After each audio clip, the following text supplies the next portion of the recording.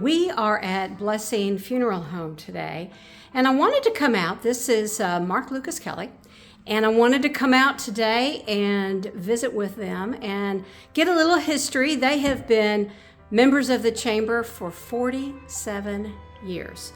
And so I just wanted to come out and get some history from you, Mark, and I know you're really good with history. So if you will just kind of give us a little tour in time. Sure, a little history of this funeral home from back in the day to now. This structure that we're in, which I know a lot of you that know Mansfield well, the Greek revival columns out front that are so pretty. This structure was built in 1877, so a little less than a score after the Civil War time. It began as a residence for female students and teachers. This was a college started by a Presbyterian minister.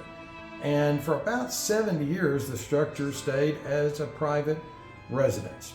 And then in 1944, it was purchased by Ernie Blessing and became the first funeral home in Mansfield. And somewhere either prior or into that, a fun note, this was the first building evidently in Mansfield with an indoor restroom. So I'm sure that made it rather popular at the time. Do you want me to continue? Yeah. I was hoping for a laugh.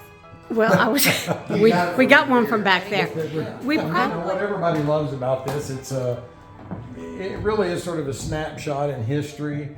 The wooden floors, the furnishings, from a time gone by, which I think people find comfort in. So for those first approximately 70 years, a residence. From 1944 until now, so almost 80 years, it's been a funeral home with several iterations of ownership. The Lucas family, my family, we're the last iteration of that. We purchased it in 2004. So for 18 years, we've been serving all of you out in this area. So that's the history here, and we're going to show you, Lori's going to show you a neat old photo of the Blessings, who purchased it in 1944. This is Ernie and his wife Hattie, and interesting, she was one of the first female, I think, funeral director and embalmer, licensed embalmers in the state, along with my cousin Jimmy's grandmother. But there's a picture, and you see furniture and undertaking, and that goes back to, I'll get that glare out of there for a minute. There you go. That goes back to the good old days across the pond in England, where furniture makers were the funeral folks. And it makes sense, because back in that day, who's going to make the best pine box for you? A furniture maker. So that's how it sort of started. My family did not start out with a furniture company, but with a general store. And we started in Grapevine in 1860, 162 years ago, with a general store, my great-great-grandparents, out on the south part of the DFW airport, and provided pine boxes. And so it's now morphed into 14 funeral homes and 2 crematories. And I'm the 5th generation.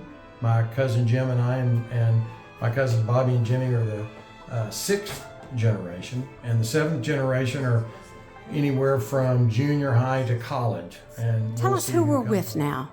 We are with 2 fabulous servants, and I mean that sincerely, and that is Miss Megan Wilson and Mr. Jordan Rupp, who carry on the tradition my grandfather, Zippy Lucas, who was a real character, of compassionately caring and serving families, and truly, and they can speak, I'm not going to speak for them, really try and help a family in shock and grief get down to how to celebrate their loved one. Because when people come to us, they're in grief, they're in shock, and you've got to help them start off that journey of grief. And I'll let them, say something about that. It's a service of compassion, it's a service of love, and it's one Jordan and I, we frequently say you can redo a wedding, you can't redo a funeral. So we take it very seriously. That's a really good point. And basically, and one of the biggest things that we strive to do here at Blessing, especially, and I know with the rest of the Lucas families, a funeral is a funeral. We always try to personalize our funerals to the person. We take great pride in learning about a person. Mansfield used to have a place called the Cowbell, and those of you, whoop it if you remember the Cowbell, where the Mansfield ISD Performing Arts Center is, that's where the Cowbell was, and you could come out, pick out your bull, pay $5 and ride it.